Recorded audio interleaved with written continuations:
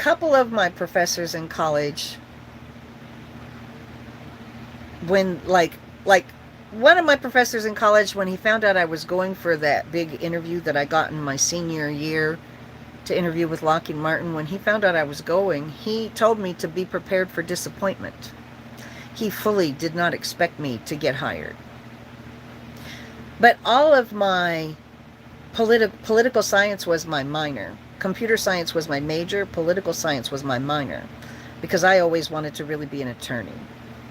So all of my political science professors, when they found out I had interviews with Lockheed Martin, they told me, just be yourself and you'll be fine. My computer science professors, most of them, not all of them, but the ones who should have been supportive of me, prepared me for likely disappointment.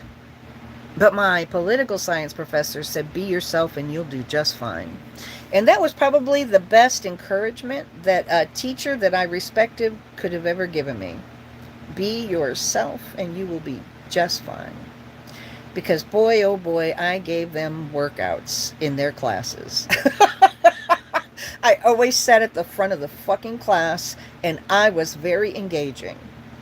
And I didn't realize just how much of a show I was putting on by keeping them on their toes and being engaging, until I would see people like in the cafeteria, students who I never noticed because they sat at the back of the room while I sat at the front of the room.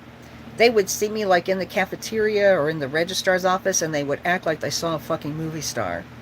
They would be like, holy shit, we fucking love you.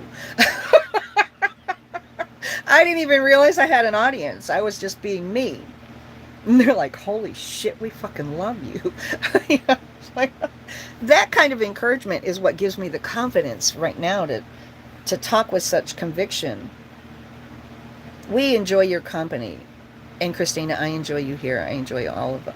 Haglets are awesome, I think. Thank you so much for catching on to the authenticity. Yeah.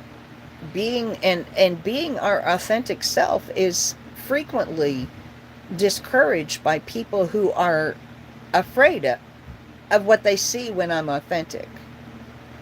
People who I use, there's an Einstein saying that I really used to use all the fucking time. I used to make it my tagline on my email. You know how you can set up your email to have, an automatic signature with a quote below it? A lot of people do the quote below it. My quote on all of my email signatures when I was a professional engineer was an Einstein quote. And it is, great spirits often encounter violent opposition from mediocre minds. Great spirits often encounter violent opposition from mediocre minds. That is so fucking true. Great spirits often encounter violent opposition from mediocre minds. Just remember that in your lifelong struggles. I think that is a truly profound quote, because when you feel yourself starting to shine